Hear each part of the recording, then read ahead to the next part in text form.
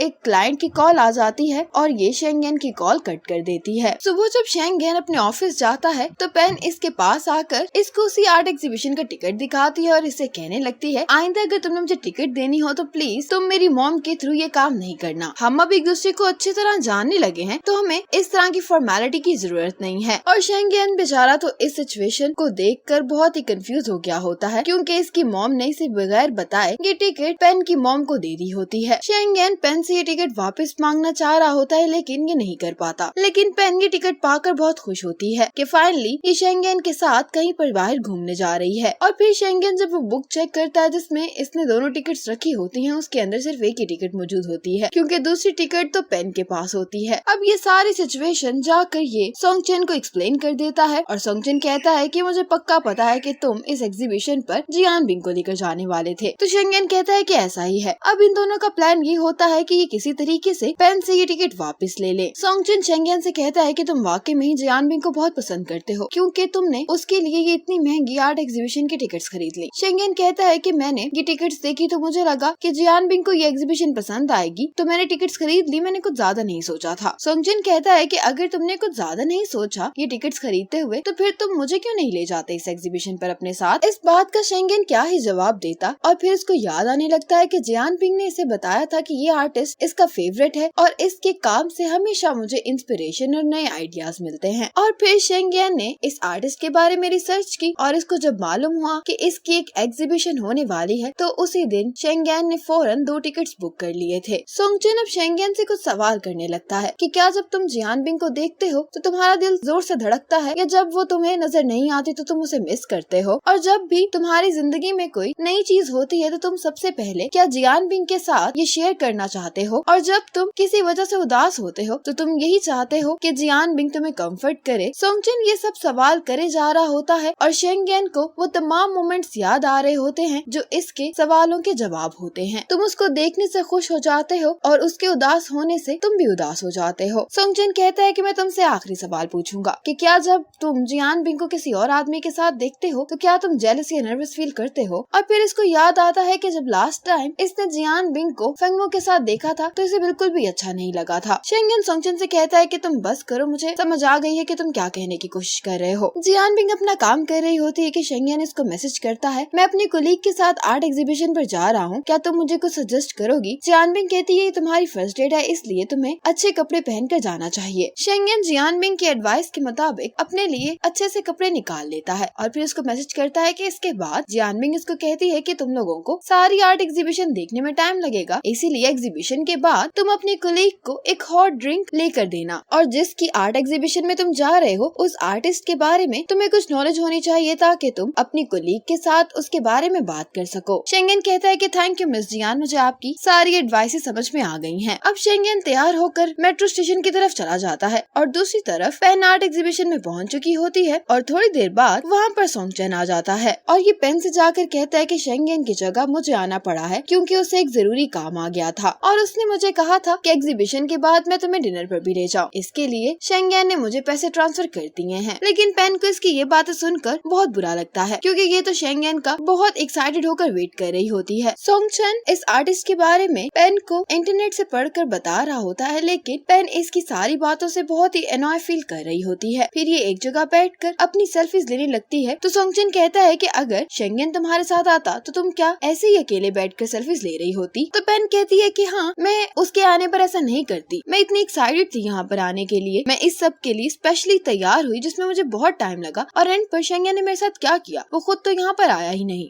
सोंगचन कहता है कि उसको जरूरी काम आ गया था, लेकिन पेन कहती है कि ये बात नहीं है, मैं जानती हूँ कि वो मेरे साथ एग्जीबिशन में नहीं आना चाहता। सोंगचन कहता है कि जब तुम्हें ये बात पहले ही मालूम है तो फिर तुम अपने आप को यूँ फोर्स क्यों कर रही हो। पेन कहती है कि मैं एक दफा ये सब ट्राई करना चाहती हूँ। ये सब बातें कहते हुए पेन काफी इमोशनल हो गई होती है। सोंगचन कहता है कि तुम्हें अपने इमोशंस पर थोड़ा कंट्रोल करना चाहिए, क्योंकि अगर लोग तुम्हें इस तरह से देखेंगे तो वो समझेंगे कि मैंने तुम्हारे साथ कुछ कर दिया है। पेन कहती है कि तुम दोनों ने मिलकर मुझे हर्ट किया है। ये कहकर पेन यहाँ से जाने लगती है, लेकिन सोंगचन इसको रोक लेता है और ऐसा करते हुए पेन का बैग थोड़ा सा फट गया होता है। पेन अपने बैग को लेकर और भी अपसेट हो जाती है, तो सोंगचन कहता है कि एक बैग ही तो है, इसके लिए मैं तुम्हें पैसे दे दूंगा, तुम्हें इस बात पर इतना अपसेट होने की जरूरत नहीं है। अब बार में ज्यादा ड्रिंक करने की वजह से शेन की तबीयत खराब हो गई होती है, तो एक लड़का इसकी हेल्प कर रहा होता है। ये इसको बाहर लेकर आता है, तो यहाँ पर शू भी होता है जो शेन को ऐसी हालत में देख लेता है। शू इस लड़के से पूछता है कि तुम कौन हो, जबकि ये लड़का इससे पूछता है कि तुम कौन हो। तो शू कहता है कि मेरी वाइफ है, और ये सुनते ही ये लड़का यहाँ से चला जाता है। तो शेन इसे पूछने लगती है कि तुम यहाँ पर क्या कर रहे हो। इतने में एक लड़की इसके साथ आकर खड़ी हो जाती है और इसे पूछने लगती है कि शू ये कौन है, और अब शेन बदला लेते हुए कहने लगती है कि मैं इसकी वाइफ हूँ। ये सुनते ही ये लड़की इसको छोड़कर चली जाती है। अब सोंगचन जबरदस्ती पेन को एक बैग की शॉप पर ले आया होता है और इसे कह रहा होता है कि मैं तुम्हें अभी एक न्यू बैग खरीद कर दे देता हूँ, लेकिन पेन बैग खरीदना नहीं चाह रही होती। पहले तो सोंगचन इसको डिफरेंट बैग दिखा रहा होता है ताकि ये सिलेक्ट कर ले, और फिर पेन जब इसकी हरकतों से अनॉय हो जाती है तो ये भी उठती है और इसको डिफरेंट चीजें दिखाने लगती है कि तुम्हें ये खरीदना चाहिए। ऐसा ही करते हुए ये दोनों बहुत ही ज्यादा सामान खरीद लेते हैं, और जब पे करने की बारी आती है तो पेन इंसिस्ट करती है कि वो शॉपकीपर इसका कार्ड यूज करे। जब ये लोग बिल पे करके बाहर आ जाते तो सोंगचन कहता है कि मुझे बिल दिखाओ, मैं तुम्हें आधे पैसे अभी ट्रांसफर करता हूँ, लेकिन पेन इसको बिल नहीं दिखा रही होती। इतने में पेन को उसकी मॉम की कॉल आती है कि मुझे अभी बैंक से कॉल आई है कि तुम्हारे अभी ट्रांजैक्शन शो हो रही है, वो बहुत ही अबनॉर्मल है। तो पेन कहती है कि मॉम आपको फिक्र करने की जरूरत नहीं है, मैं शॉपिंग कर रही थी। तो मॉम कहती है कि तुम तो शेंगेन के साथ आर्ट एग्जीबिशन में गई हुई थी ना। तो पेन कहती है कि शेंगेन आर्ट एग्जीबिशन देखने के बाद जल्दी चला गया था और उसके बाद मैं शॉपिंग करने के लिए आ गई। मॉम इसको बहुत ज्यादा डांट रही होती है क्योंकि इन दोनों ने बिला वजह 40,000 युआन की शॉपिंग कर ली होती है। अब सोंगचन इसकी मॉम की डांट की आवाज सुनने पर पेन से कहता है कि क्यों ना हम ये सब कुछ वापस कर दें, और फिर ये दोनों ये सारा सामान वापस करवाने के लिए चले जाते हैं। लेकिन जब ये लोग चीजें वापस करवा रहे होते हैं तो सोंगचन वो बैग वापस ले लेता है जो इसने पेन के लिए सिलेक्ट किया होता है। अब शेंगेन उस जगह पर पहुंच जाता है जहाँ पर जियानबिंग शूटिंग कर रही होती है। जियानबिंग का असिस्टेंट इसको बताता है कि वो लड़का शायद तुम्हें ढूंढ रहा है। जियानबिंग शेंगेन को देखती है और शेंगेन इसकी तरफ देखकर इसे हाय कहता है, और इसी मोमेंट पर एपिसोड 14 खत्म हो जाती है।